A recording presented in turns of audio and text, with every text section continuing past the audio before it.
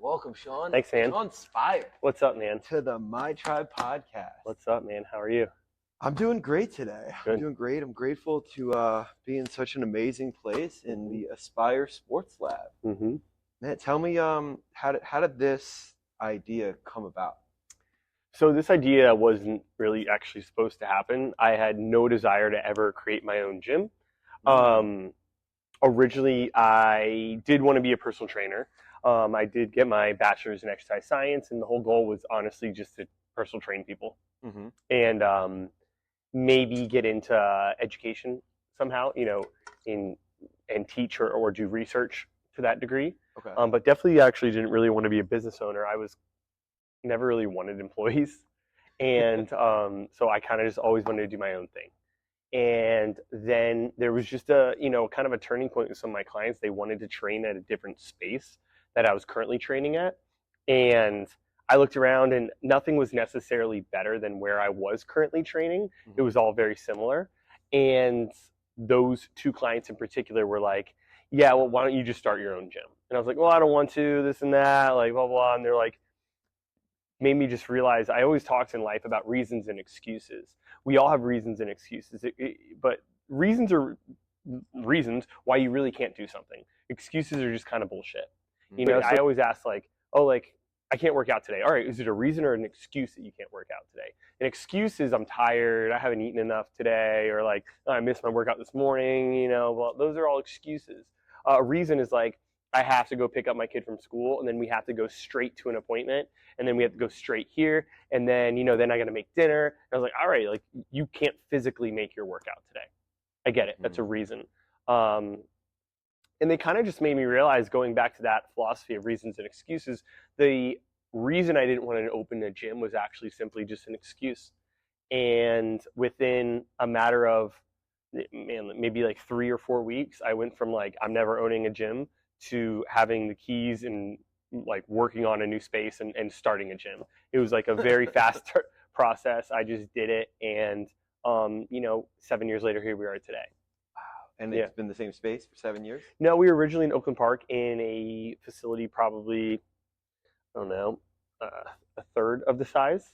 And then 2 years ago, we came to this 5,000 square foot space. Always did group training and personal training simultaneously. Personal training was always my background.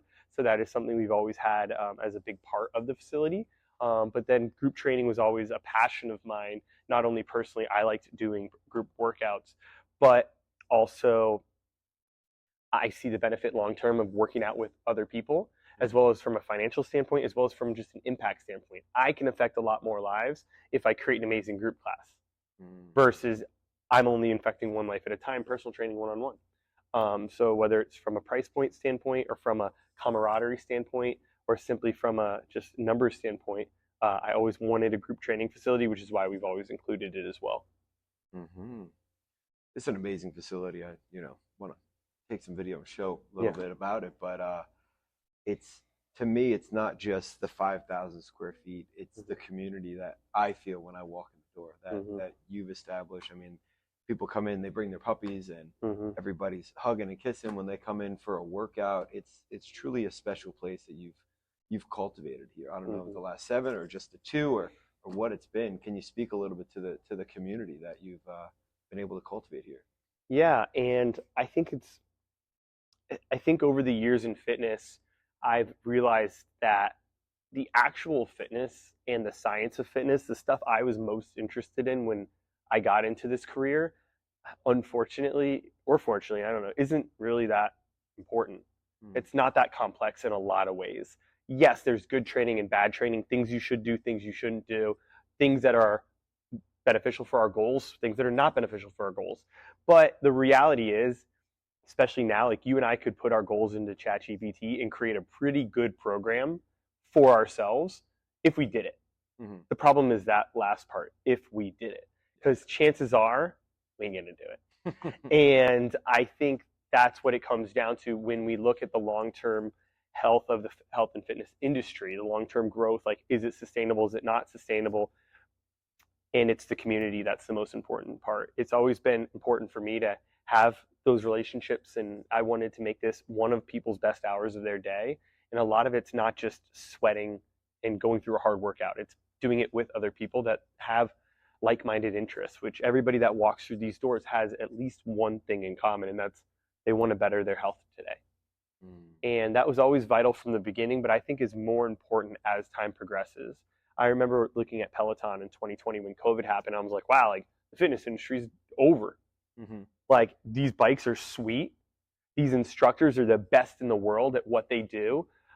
Dude, they now have the resources to create strength training and circuit programs, and like they have the technology that I could probably put in my goals and it will create a specialized workout for me.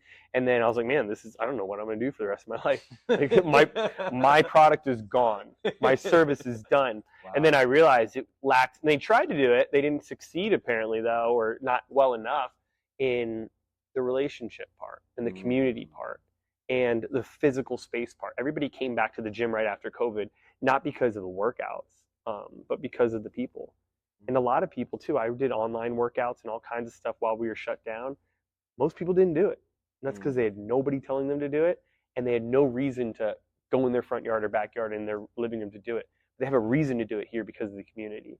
It's the hardest part of, a gym like this is building that. It's the most time goes into it. You can buy a program from anywhere and it's pretty good, but how are we going to implement it? How are we going to make sure I get everybody to say hello to each other when they walk in? How do I get people to show up to events? How do I make events that people love and want to come back to? But it's definitely the most challenging part, but like every day it's the most rewarding part, right? Like I get here and it's nice to have people say hi to me and vice versa. They like it too. And people like hearing their name and like to know that they're important and they're included and they're some part of something that's big, at least bigger than themselves, or even if that big thing is just a workout today, but it's vital, and it's something we put a lot of time and effort and thought into, but it's important. Yeah, it certainly is. You can tell the way it resonates in you. It's really beautiful. Going back to that, reasons or excuses. Yeah. How do you know in your life when you're making an excuse or you're finding a reason? Yeah, I think it's just a dialogue within yourself, right? Like when something pops up and you say you can't do something, it's asking yourself, all right, is this a reason or is it an excuse?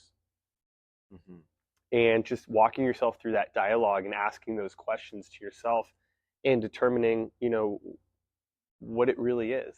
Because there's something in there, and it's day to day too, and there's no right or wrong answers, but it is an honest internal dialogue that you have to have, because, maybe it's 9 o'clock at night now and I still haven't got my workout in.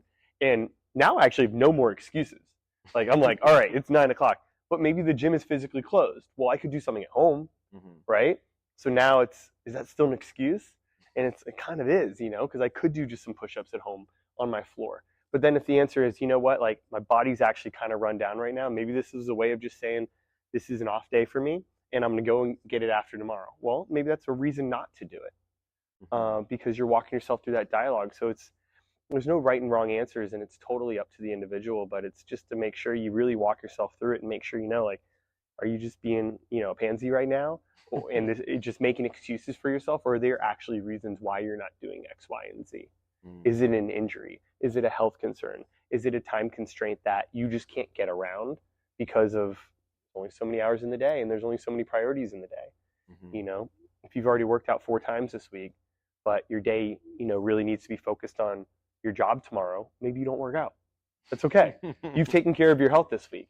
But if you haven't taken care of your health at all this week, and now all of a sudden it's Thursday and it's 9 o'clock at night, yeah, maybe you should go for that walk or do those push-ups on the ground. But it's an internal dialogue in which you just have to do the best you can to being honest to yourself. How do you stay balanced being an entrepreneur, running a gym, having a family of 2 young boys, beautiful wife, Reef over here? How do you find balance to check all those boxes, stay in great shape? What's your key to success there? Yeah, I'd like to say it comes natural, and in a way I think it does, but in a way there are also strategies I use to make sure I kind of include everything. I think one of the main things I do is journal every morning. That's probably the biggest thing I do for my own mental health, and to know what's actually important in my life and what I should be focusing on that day. And I just know within that journal, within that process, that I actively think about all the time. You know, there's family, there's health, and there's wealth, and those are pretty much the most important things in my life. Because if I, kind of in that order in a way, like if I don't have my health, I don't have anything else. You know, at the end of the day, or at the end, when we're on our deathbed, what's the one thing we want more of? Time.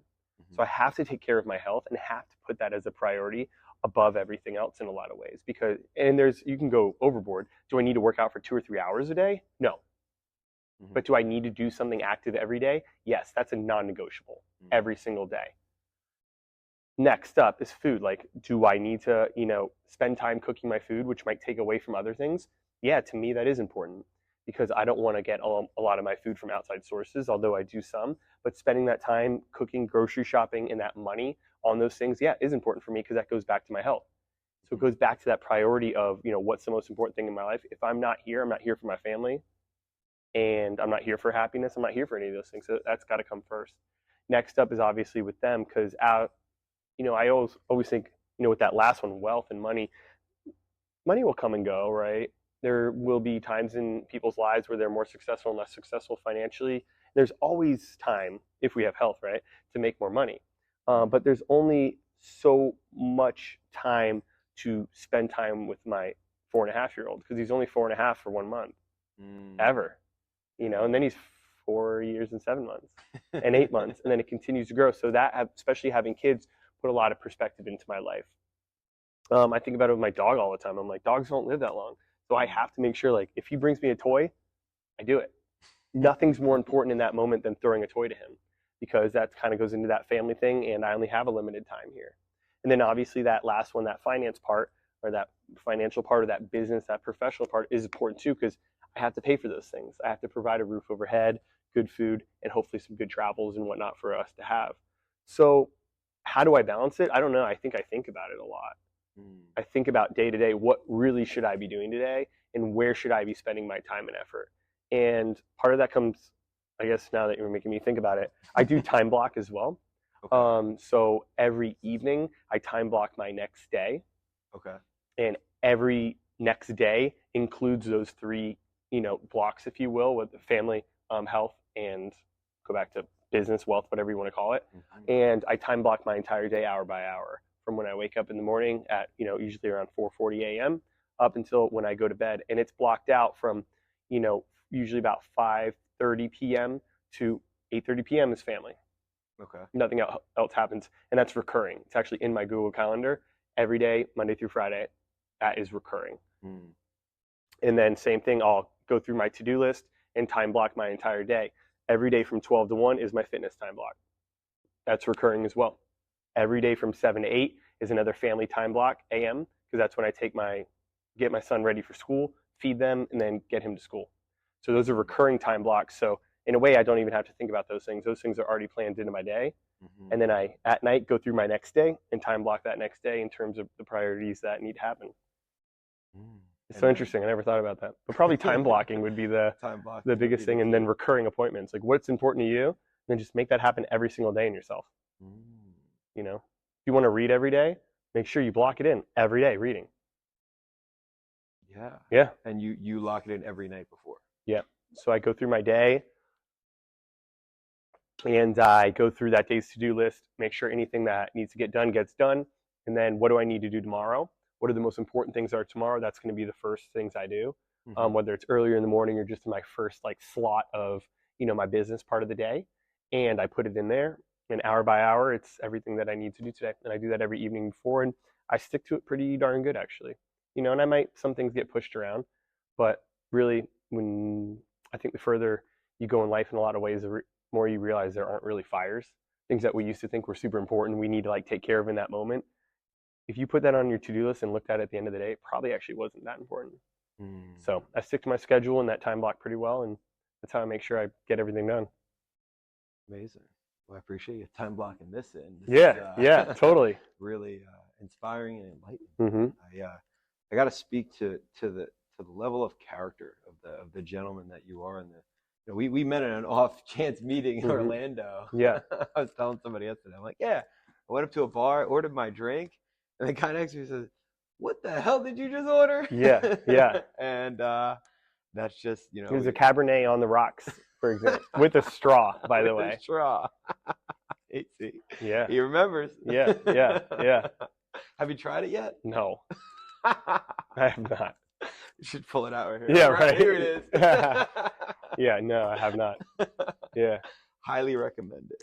Mm-hmm. But I mean, I don't know how, I've been maybe like a month or two training here. It's been such a blessing to be welcomed into the Aspire family, man. It's just so grateful.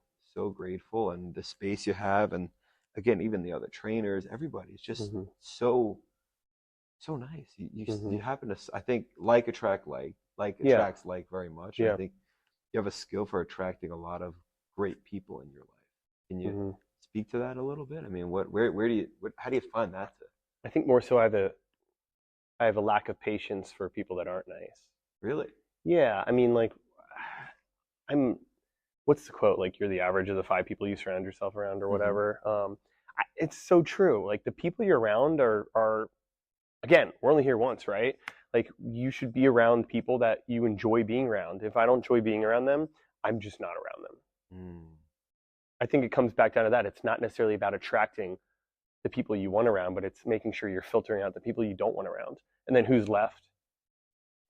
The people you want, right?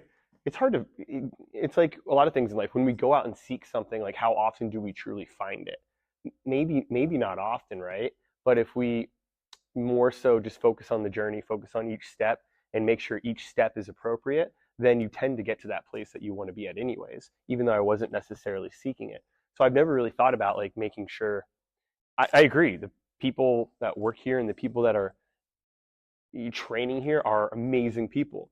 I've never thought to myself, like, man, like, how do I create an ad to get some, like, cool, nice people in here and really, like, add to that coolness that we got going on? Well, it's like, no, it's like, well, more so I don't want assholes. I don't want people that are not humble. I don't want people that are just going to come in here and, like, think the place is theirs. And certain things like that, like, take a little nipping in the bud if you see it. Like, I remember we had someone tell me, like, hey, like, you know, I was using a pull-up bar and somebody walked up to me and like, hey, that's my pull-up bar. Can you go over there? And I was like, oh, that's a little fucked up. Like just, it's not theirs. Yeah. Like, if anything, it's mine. So I have to go up to that person, you know, right in the beginning, right when I hear something like that. And I'm like, hey, by the way, like, just because you were at a pull-up bar earlier and someone else is on it doesn't mean that it was yours. So, you know, go somewhere that it's open. And if you feel that connected, that pull-up bar is yours, maybe just do it in a different way. Maybe you go up to that person and say, like, hey, like, I really like this pull-up bar. Is there a way we can share it? Is there a way I could hop in? Wow. You know, and those are, like, awkward, tough conversations that you have to have. But I've maybe had 5 of them ever, you know, in a circumstance like that. So, I don't think it's about finding great people. It's about making sure that, you know, you don't put much effort into the shitty ones. And then they'll kind of leave you. They won't stay in your life. They might talk shit about you behind your back. That happens too. Good. But I know ultimately I'm like, well, I try hard to be a good person and be nice to people and, you know, allow those people to be in my life. So if that doesn't align with that, then that's fine that you're not here. But yeah, I think just filter that out. Like, I saw something on Instagram today that was like, it was a joke, but he texted his friend and was like, hey, I've invited you, you know, I did the math, I did the stats. I invited you to work out with me 13 times this last year, 4 runs, 3 rucks, and you didn't take me up on any of them. So I'm now counting you out of my life in 2025. Good luck with everything. And it was like a joke. But the caption was like, no bullshit in 2025. It was like, yeah, like, that actually comes back to something like, I've also mentally over the years, I used to be very affected by people that quit my gym or that couldn't keep up with it, or just, like, not because they quit because they moved. Like, I'm never mad if someone, like, quits and goes into Orange Theory. Yeah. I'm like, cool. All right. This just wasn't for you. No worries. It's not for everybody. Yeah. Or me, like, you don't want to train with me anymore, but you're training with someone else. Cool. That actually doesn't really affect me. I know I train a certain way and believe in certain principles. I don't believe in being a vegan. You found someone that's a vegan. Great. Like, that aligns much better with your personality. And I don't have to sit here trying to convince you not to eat massively processed foods just because it's vegan. Cool. Aligns for both of us. but the thing that always, it would bother me when people quit and they just like go back to the couch or lose 30 pounds, then gain 40 pounds back. Like that always affected me so much, and like it would make me sad. And like I would take it on with my day, and then what it would do, it would prevent me from caring more about the people that are here, the ones that are trying to get results. So I think it was like 2-3 years ago, I finally just was able to realize to care more about the people that want to be here and be better, and not worry about the people that don't. And I think that goes back to it.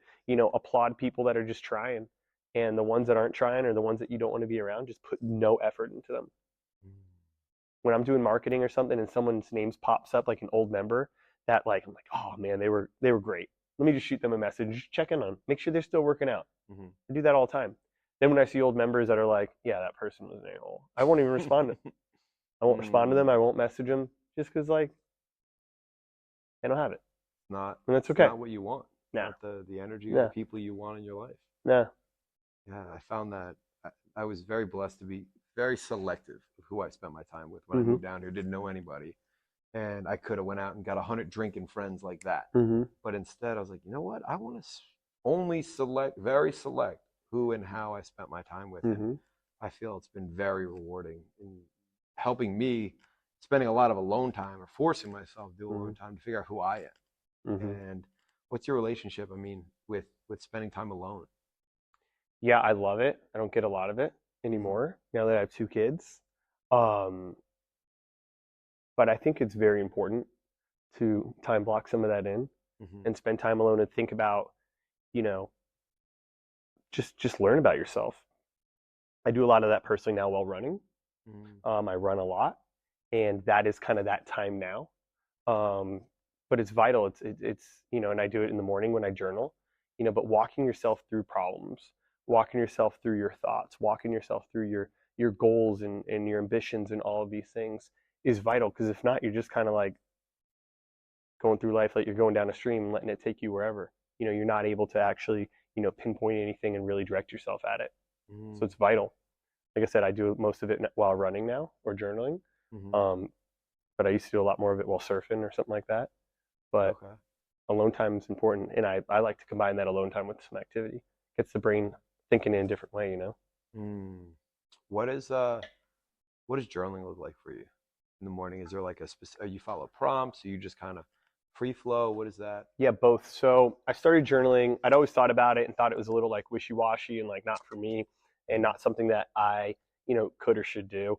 But now I actually think it's probably the best thing that I've ever done for my physical and mental health. Really? And it started in the hospital when my son was born. My first, so over 4.5 years ago. So when he was born, I don't know why I decided. I think I was so full of emotion. I was like, I just need to write this down and just get it out of somewhere. And that started it, and I've done it almost every day since. It is how I do it. After I did that one day, I bought myself something called the 5-Minute Journal, which was recommended in a book I was reading by Tim Ferriss.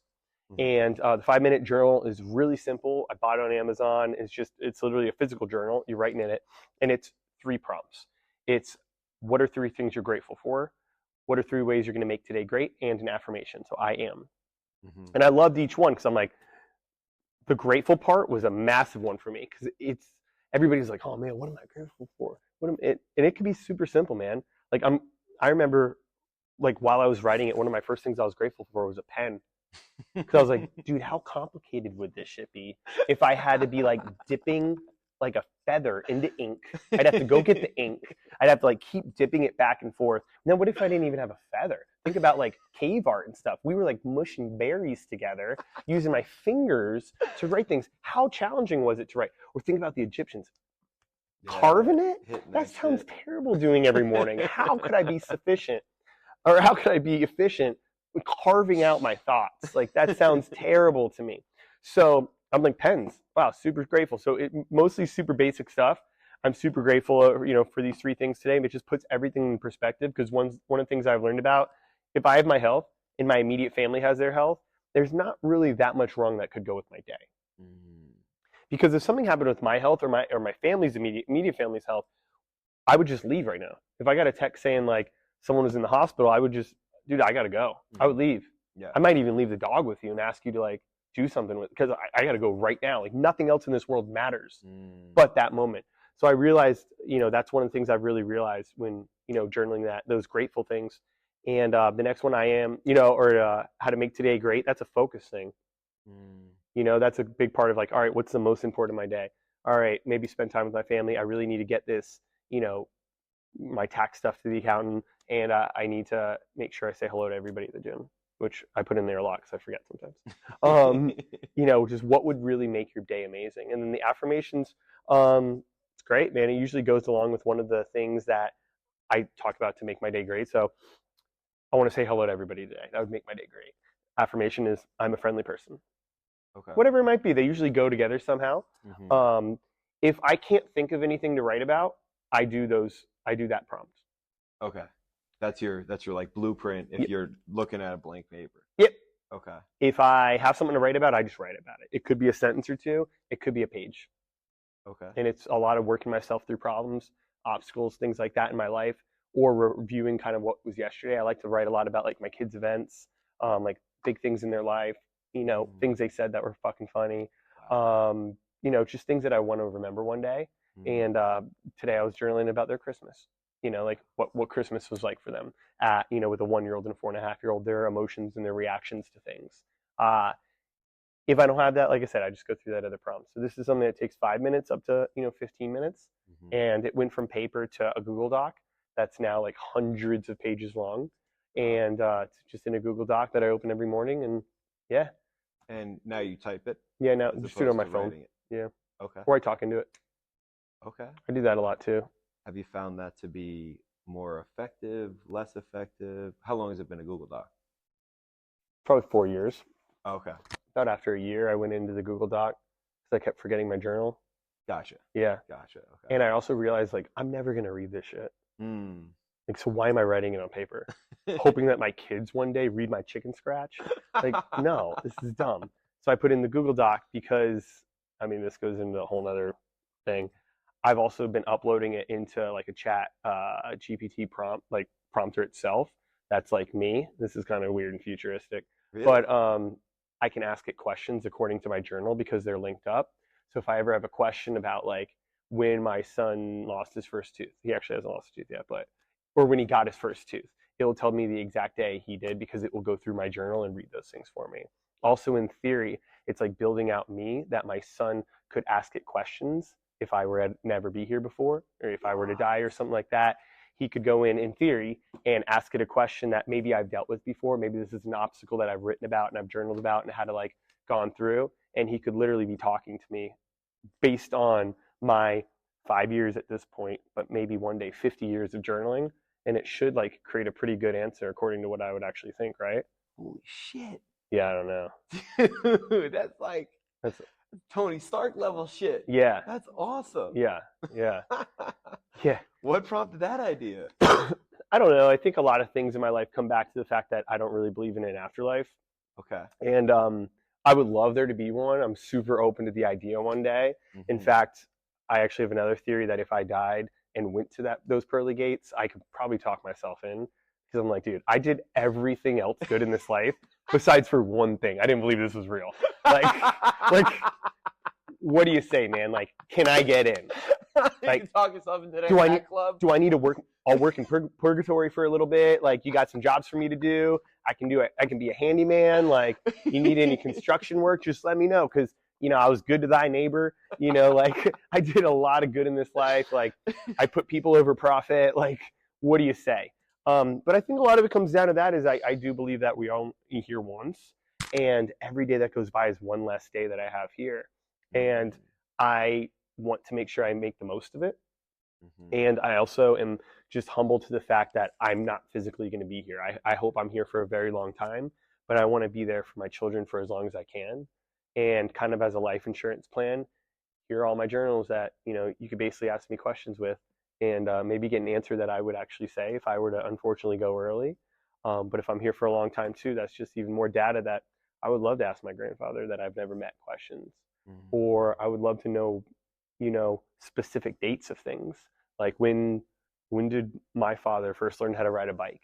You know, they don't know any of those dates of things. Like, oh, Yeah. I was 5-ish. You know, like maybe, maybe not. Like my son will know exactly when he not only learned how to ride a bike, but like went to the beach and back on his bike for the first time, which was this past week. I saw that. You know, On he'll know Instagram. It's exactly amazing. all of these dates, what happened, and how I felt while it was happening.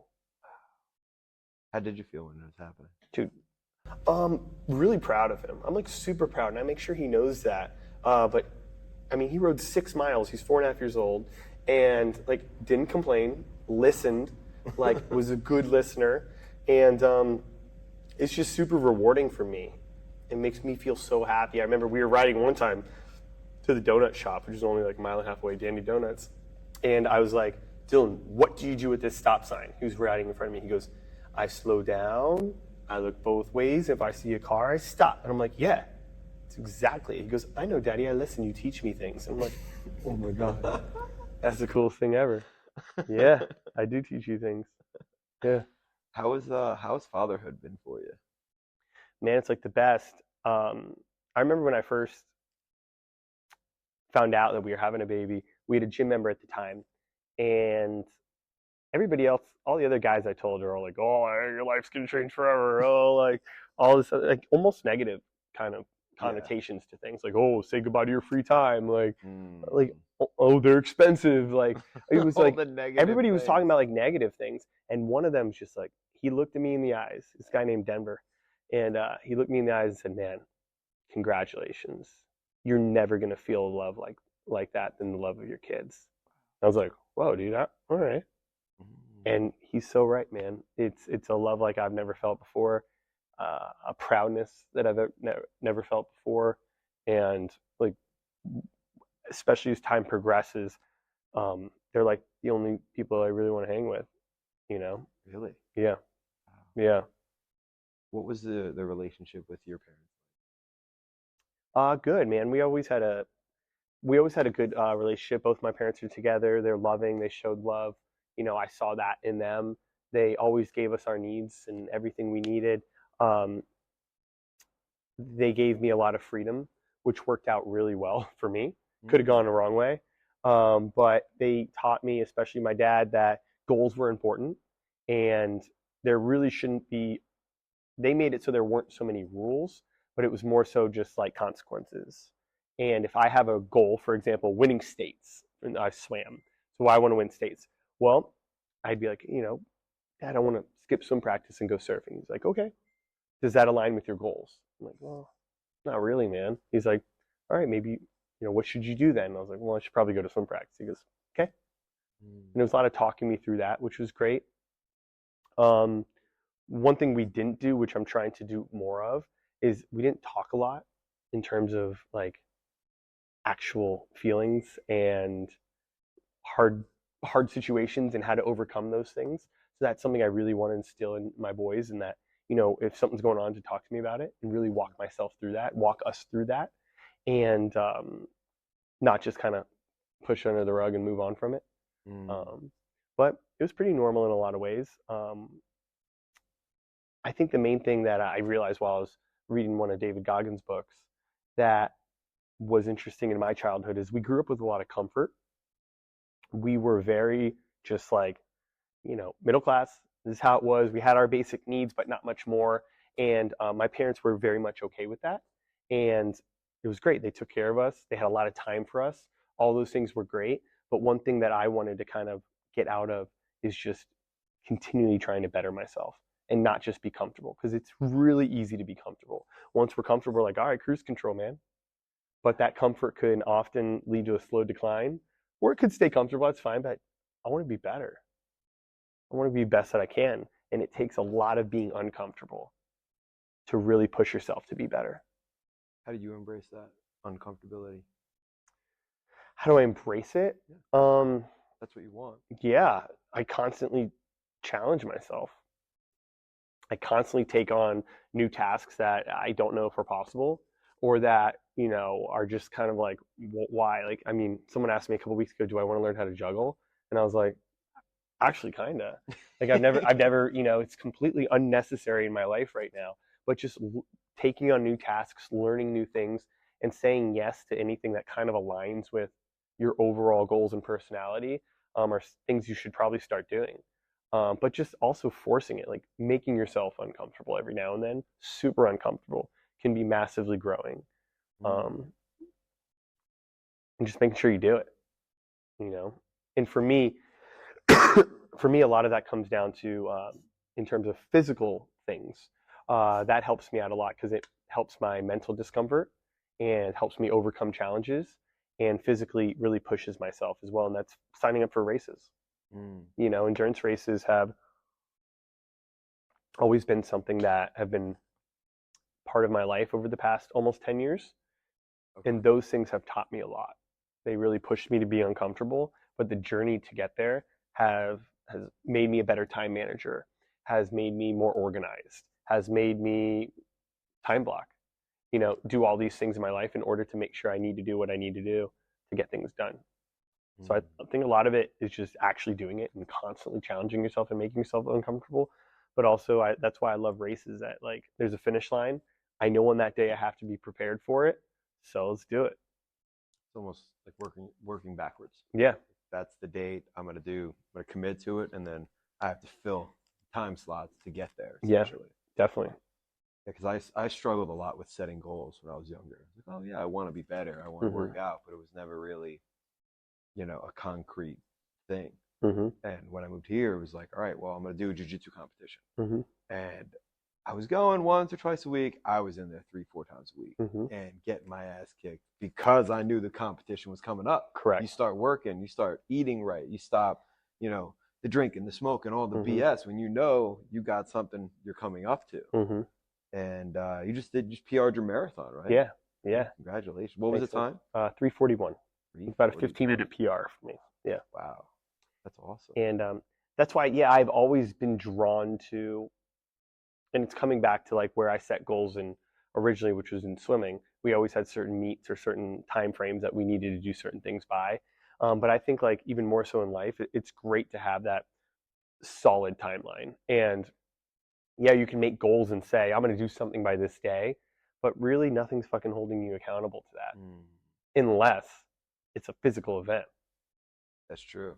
Yeah, you invested in it. Yeah. You bought the ticket. And if you want to read more, cool, join a book club where, you know, on Tuesday nights they're going to ask you questions about it. You know, you want to do something more physical, a competition like a jiu-jitsu competition, or a race like I do, an endurance race. Like, have that, you know, that end goal is a built-in accountability system too. You know, and it could be anything that you really want to get accomplished. You know, whether it's you know, I was terrible like getting organized with my finances in the gym until I started meeting regularly with one of our gym members who helped me.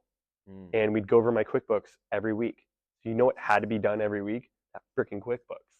Had to be reconciled, had to be all good, because if not, he was going to be pissed at me and give me a hard time. And I didn't want to, he was taking time out of his day to meet with me. Of course. I can't let him down. Yeah. You know? So having more of just like instead of just a concrete or, you know, kind of an in the air kind of like date, time, or whatever, having that, you know, physical concrete date is massive, and picking something that's ambitious to make yourself uncomfortable in the process. Something like I struggle similarly with you know, the finances and the accounting, things of that nature. And I was talking to a mentor who was saying that, you know, we don't do things because of the 3 P's, which is people pleasing, procrastination, or perfectionism. And it's not that, it's shame. We're ashamed to go into these or look at the accounting and say, oh, I don't know, there's an uncomfortable feeling here, let me avoid it. Yeah. And how do you manage it? Do you agree? Do you disagree? How do you manage something? And even ask somebody for help. That's huge, man. That's great. Yeah, yeah. I think I'd agree to that, because I think ultimately, when I looked at the most successful people in my life by my definition of success, which is, once again, that's a conversation with yourself to figure out what do you really think is successful, because it could be something completely different from one person to another. But when I looked at the people that were most successful in their lives, and for me, that was people that were financially well off enough to not have to worry about money. For people that also prioritized recreation, whether it's an event they want to go to, whether it's a concert, whether it's a trip, They had that in their life. They didn't just work all the time. Okay. And then also had some sort of family involved with them. And that family could be just a dog they were obsessed with, or kids, or aunts and uncles, or cousins. They had some sort of family that they, they didn't just like going to Egypt alone. Gotcha. There's some sort of family involved. When I looked at those people, that's my definition of success.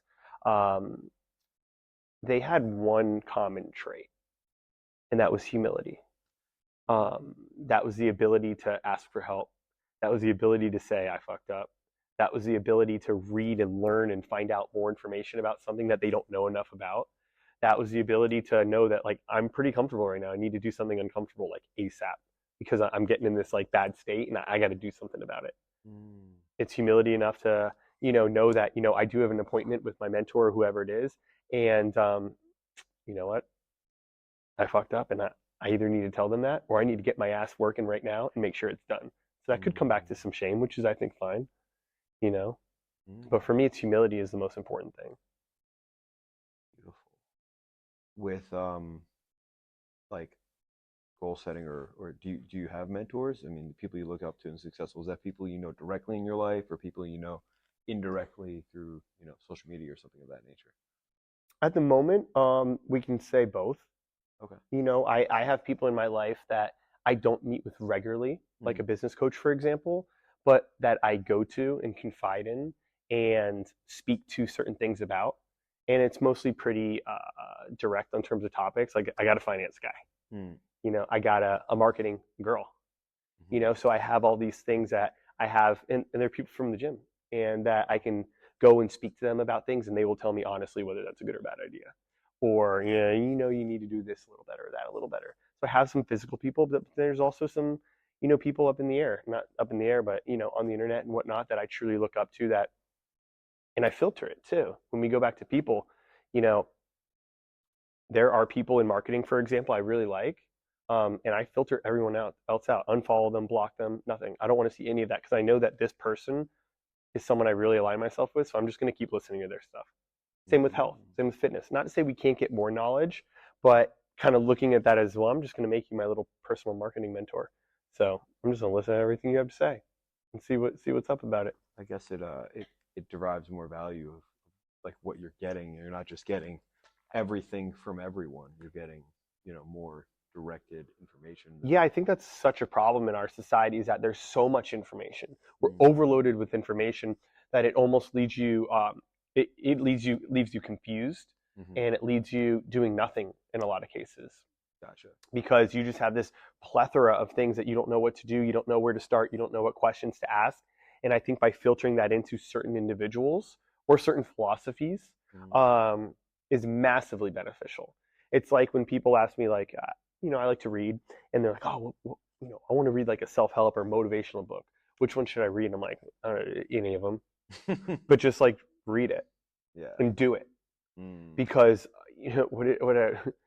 I made up this thing called MBS, which is motivational book syndrome, where people just read these motivational books over and over and over again, or they read this one, then that one, then Tony Robbins, then they're going to do Atomic Habits, then they're going to do this, then they're going to do that. It's like, all right, like, just grab one of them, just read one little thing in there, and then just like do it, and then come back to the rest later. If you did that, you'd be much more happy, successful. Whatever problem you were trying to solve, you'd be more successful at it if you shut out all the noise and zoned in on that one thing. I think it was at the conference we were at, or I heard it from somewhere else, where the presenter, I think it was Alex Hermosi, said something about a Tony Robbins conference. And I don't know whether it's him or someone else, but he's like, I literally went to this Tony Robbins conference, no pen, no paper, nothing. So I wanted to totally be there, wanted to focus, wanted just to worry about what was going on. And 15 minutes into this conference, I heard what I needed to hear. So I left. And it was just that, like, we take in so much information, and it's like, well, what are you going to do with it is really the question. And that's what we need to do, is hone in on that one and run with it. Not taking too much, just focus on that one thing. Yeah, wow. I've never looked at conferences in the sense of going there to solve a problem. Yeah. Like bringing a problem, going there with intention. I'm more of like, oh, I want to see this person, I want to see that, I want to just take it all in. Yeah. And I agree with you in the sense that it's like, if you're going in just looking on a macro level, not having this micro lens where I have this one problem, I want to solve my marketing, and I go in and I listen to the marketing, I talk to the marketing people, and now I walk away with a massive tool as opposed to just everything. Yeah. What's your I mean, we met at a conference. What's your relationship like with those? What's your view? And that's the only one like that. That's the only one I've ever been to. Oh, really? Okay. Something like that. And at the moment, it's the only one I've ever gone to, and I'm not planning on going anymore. Okay. And no reason for that. It's just kind of just I got what I needed to in the moment, and I still got a lot of notes to work on until I don't need any more information right now. I need to make sure I'm doing the things I need to do to put those things into action. You want to go into MCS, motivational confidence Exactly. syndrome. Yeah. Not just going to bounce around, Yeah. But once I need to, once again, that's a humble thing. Like, one, it's humble to know that you don't need more right now. Yeah. That I don't have the physical capacity or the mental capacity to gain more information right now. I don't need more ideas. I've already have too many that I need to filter out and make sure I only stick to the good ones. But also the humility to know that when I need to go to something or seek a new mentor or read a new book, I'm going to do that. If you were to seek a mentor and something of that nature, what are some of the steps if somebody wasn't, like, somebody didn't know in that regard, like, oh man, I'm looking for a mentor, I don't really know what to do? Yeah. I've had that question asked to me a couple times. I always look at, like, when you close your eyes and when you brainstorm, like, your life and what makes you happy, it goes back to that definition of success. Like, what is your definition of success? Someone might just want to be a workaholic and change the world and build rocket ships to Mars. If that is what you want, you need to find someone that has that exact mindset. There's a guy named Elon that's totally into that stuff. But I wouldn't, and I don't know him, but I probably wouldn't say he has a great work-life balance. We can assume, yeah. And that's okay. As much, for sure. He doesn't look healthy. Yeah. I've never seen him surfing on a beach. Like, or taking any kind of sun. And he doesn't want to do any of that. And that's totally cool, but that's not someone I should find a mentor in. Certainly. So we need to look at that definition of success and ensure that the people that you are seeking have that similar definition of success. I have a very hard time looking up to people that is just my life that don't have kids or run businesses. If you don't have kids or run businesses or both, I don't have a lot in common with you. That's just me. That's true. You can't really give me much advice on my life, and I can't give you advice on your life. So making sure that whoever this mentor is kind of is that definition of success that you hold. And if you can't find it, then it's totally okay to pick and choose certain aspects of other people, but just know that, like, all right, I really want to go to Mars on this rocket, so I'm going to look up to Elon for that. But I'd also like to have a stable relationship with one woman and go surfing from time to time. So just keep those things in mind, that, there's got to be a balance there, and don't do everything that he does. Just pick and choose what would work for you. What does success look like in 5 years for you? Yes. And again, I think I have a pretty clear vision of this just because I do journal and I do think about it. And this is something that I actively try to think about on my daily life because it helps me prioritize what I should and shouldn't be doing. Okay. And what does that look like in 5 years for me? I want to be financially successful enough that I'm not stressing about how I'm going to pay for my kids' education and how I'm going to pay for my next trip, because I want to be able to travel a lot. I like taking time off. It's like we're in an amazing place with this gym right now that someone asked me the other day, do you want a second location? I'm like, no. I can leave. I'm leaving next week for a week, and I need to do zero prep for my team. Wow. Everything's taken care of. I left for 5 days a couple weeks ago. Didn't even tell them I was leaving until the day before. I think as a business owner, that's successful for me. Like, being able to run your business without having to be there. Now, do I add value to it? Do I still need to do things while I'm gone, like some payroll and stuff like that? Yes. But I can leave and be fine. So what's successful for me? Being able to have my business running without me there day to day, being financially well off enough to be able to travel whenever I want, wherever I want, and knowing that I could send my kids to whatever schools they want without being stressed over it, or colleges or whatever it might be. And I think lastly, once again, this is, I guess, reverse order, contrary to what I said earlier, would be health. I just want to be healthy. Someone asked me the other day, they're like, oh, do you want a stronger deadlift? I'm like, no, I want to maintain my deadlifts for the rest of my life. Like, I do not need to be stronger. Maintenance is fine there. But I want to be healthy and be able to move and get out of bed without pain and be able to and have the ability to challenge myself in fitness things in 5 years. I'm doing a high rocks this next year, run ultra marathons. I want to be able to do those things because that helps with my push to be uncomfortable and better myself. That's future pacing. If you had to give advice to yourself in the past, what would some of that be? Oof, I got a lot of it. It's funny now that you remind me of my journal. Actually started entitled "The Shit I Wish I Would Have Known Before I Was 30." Okay. It was literally an advice book to my. That's how it started. I actually this is a Google Doc I totally forgot about until right now. That's how this all started. It was an advice book to myself of things I really wish I would have known, like at 20 or 15 or 25 or just I'm 30 and here's what I know. I wish I just would have known it earlier. I started writing it to myself / to my kids / to I don't know who. I was kind of chronicling a lot of those things. And what would be the biggest advice? Shoot, I don't know, man. I mean, for me personally, and my biggest things that I'm solving right now, it would be to take better control of my finances at an early age. But that comes with trade-offs, right? Like, if I was more financially sound when I was 24, I wouldn't have drunkenly bought tickets to Europe and had an awesome European vacation, which is a core memory I'll remember forever. I don't know how I paid for it, but it got paid. Like I'm not indebted still to this day. So there's a balance and trade-off between that. I wish I would have had a little bit more control of my finances early on and had known better, just a general, like, how much do I spend a month or how much should I spend a month in X, Y, and Z categories, and make sure that I put certain things away every month to invest. And because that is something right now I'm super interested in, is investing and trading and taking control of my finances and not just giving my money to some guy or girl managing a Roth IRA for me. I manage all that myself now and I love it. Wow. And I've started custodial accounts for my kids so they can learn more about it and just have something for them. But I think it comes back to finances is, I've always been very healthy. So I've never lacked that. Okay. Someone asked me the other day, they're like, man, like, when's the last time you took a break? And I'm like, realistically, I probably haven't taken more than a couple days of movement off since I was 7 years old.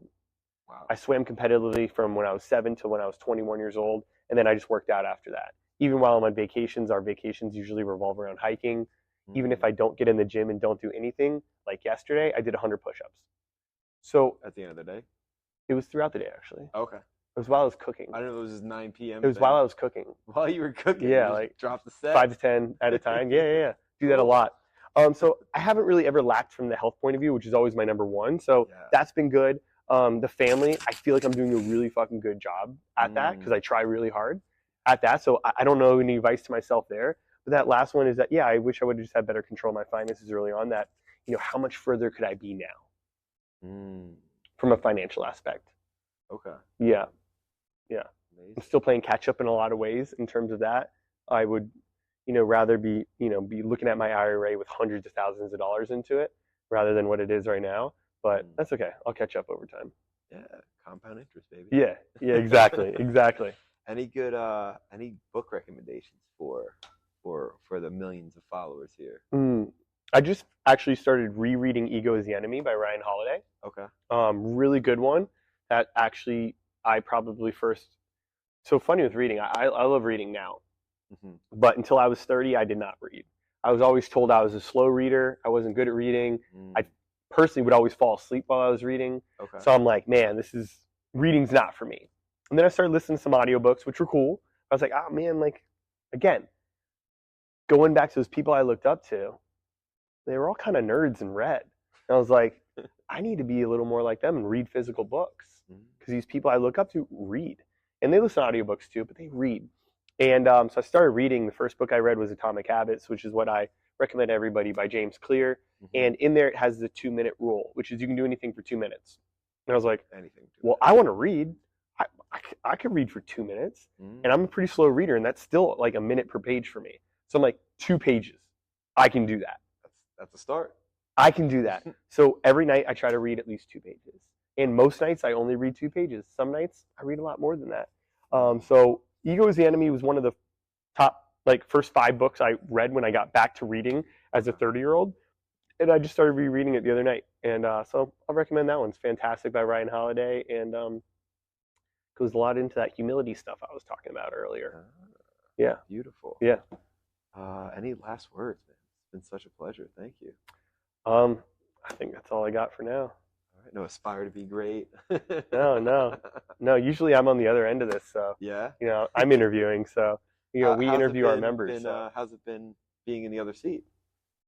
I feel like I've talked way too much. So that's kind of the point of this, that's right? The point. Yeah. You're here to tell your story. Yeah, exactly. Well, hopefully, people get a little something from it. And like I said, I think one of our biggest issues in life is being overwhelmed. And I'm going to think of it when we're done. There's a saying that goes along with that. It's like procrastination, I don't know, whatever. But it's when we get all this information, we just don't do anything with it. There's too much of it. And I deal with it every day in fitness. You're like, I really want to start working out, but I don't know where to start. I'm like, great, walk. Like, what do you mean? Just start walking. I don't really know what to do with my food. Like, should I go on the paleo diet, or should I try carnivore? Should I go vegan? I'm like, drink more water. And they're like, what do you mean? I was like, how much water do you drink now? They're like, oh, like maybe 20, 30 ounces. I'm like, great, drink more water. And they're like, okay, and then what? I was like, in a week, come back to me, I'll give you something else. And then it's going to be walking. And then it's going to be sleeping. And then we can worry about like how many sets and reps you're doing. It's not that important. The important thing is like triaging the important things first and then worrying about that later. So whenever we find something that kind of clicks in our mind, we're like, wow, that's a good idea. Just like stop what you're doing, write that down, and start working on that thing. Okay. Wow. Well, like start your Roth IRA as early as possible. And if you haven't done that, stop the video right now and start one. Doesn't even matter who does it for you. You could do it on your own. You could do it with somebody. Just start a Roth IRA. Who knows if we're going to be paying Social Security in a couple decades. Hopefully. Yeah, that's all going to be out the window. Yeah, right, so start taking care of yourself now. Yeah. Amazing. Dude, thank you so much, man. I appreciate it. Yeah, thanks for having me, man. Bro.